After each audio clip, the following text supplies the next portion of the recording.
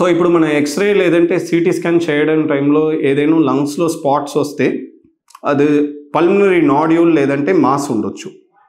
So mass అంటే 3 centimetres నుంచి ఆ నాడ్యూల్ సైజ్ ఎక్కువ ఉంటే మీ సిటీ స్కాన్లో అప్పుడే అది ఆ డెఫినేషన్ మాస్ అంటే చెప్తారు. సో మాస్ ఉంటే పేషెంట్స్లో లంగ్ క్యాన్సర్ ఉండడం ఛాన్సెస్ ఎక్కువ ఉంది. బట్ దీని తర్వాత టీబీ లేదంటే ఫంగల్ ఇన్ఫెక్షన్స్ లేదంటే వాస్కులైటిస్ ప్రాబ్లం అట్లా వేరు వేరు కండిషన్లో కూడా మన ఊపిరితిత్తులలో స్పాట్స్ రావచ్చు.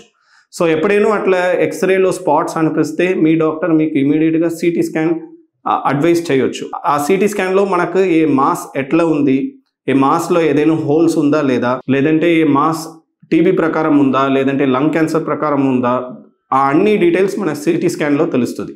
ఒకవేళ ఆ మాస్ మన డయాగ్నోస్ అయితే సిటీ స్కాన్లో మన తొందరగా బ్రాంకోస్కోపిక్ టెక్నిక్స్, బ్రాంకోస్కోపిక్ అంటే నోపల్లో కెమెరా పెడితే, ఊపిరితిత్తుల్లో నోపల్లో కెమెరా పెడితే ఆ చూసే మన బయాప్సీ చేయడం కోసం కూడా చాలా ఫెసిలిటీస్ ఉంది. అట్లా మన ఎర్లీ స్టేజ్లో ఏ డయాగ్నోస్ చేసే టీబీ లేదంటే క్యాన్సర్ లేదంటే వాస్కులైటిస్ మన డయాగ్నోస్ చేసి మన తొందరగా ట్రీట్మెంట్ ఇస్తే మనకు పూర్తిగా రిలీఫ్ రావడం కూడా ఛాన్సెస్ ఉంది. బట్ ఏమవుతుందంటే చాలా పేషెంట్స్లో ఈ కరెక్ట్ టైంలో ఈ అన్ని ఇన్వెస్టిగేషన్స్ చేయలేదంటే ఈ క్యాన్సర్ పెరగడం కూడా ఛాన్సెస్ ఉంది. అందుకే ఇండియాలో చాలా పేషెంట్స్ స్టేజ్ 3, స్టేజ్ 4 లంగ్ క్యాన్సర్స్లో వస్తారు.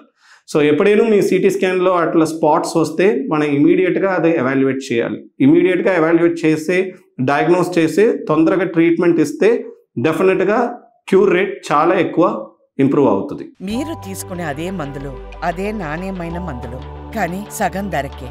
అవును, మెడ్ ప్లస్ బ్రాండ్స్ పై 50 to 80% తగ్గింపు.